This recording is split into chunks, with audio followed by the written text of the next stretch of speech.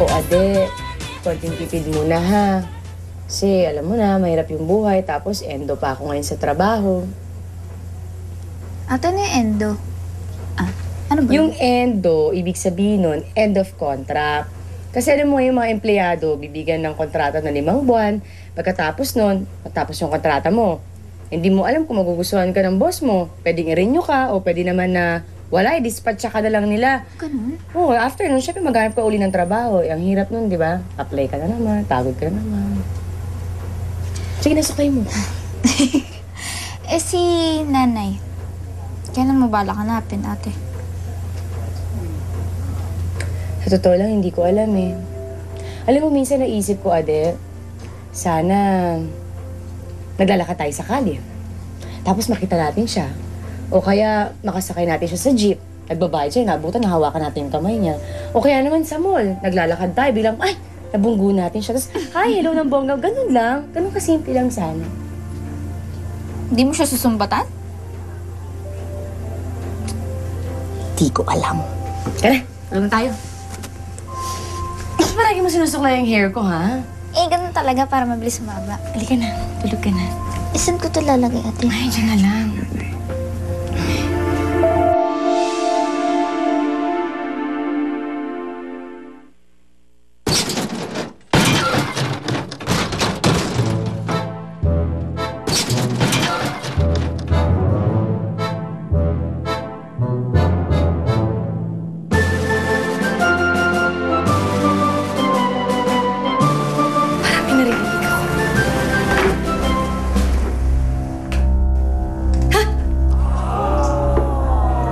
Pambihira kayong mga bata kayo.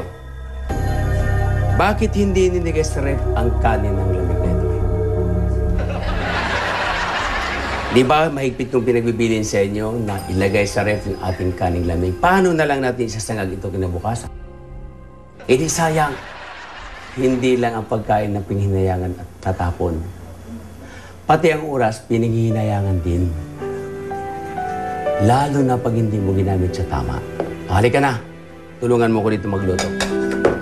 Ako.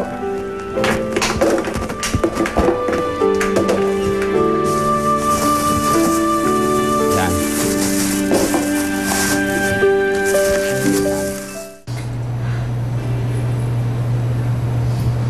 Baka naman may gusto lang sabihin ang lolo mo, kaya siya nagmumulto. Ang sarap naman ng fried rice na to. Saan mo to natutunan? Ay, sa lolo ko. Marami nga siya naturo sa akin eh. As in, marami. Ikaw ate, may asawa ka ba? O sino ang asawa mo? Nasaan yung asawa mo? Sir. Andiyan na ba si Lily? Sino Lily? Mother Lily o Lily Bagin? Ba? Lily, yung babae nagwala kahapon. Kasi may usapan kami magkikita ngayon eh. Ba't wala pa yun? Ha? May narinig ko?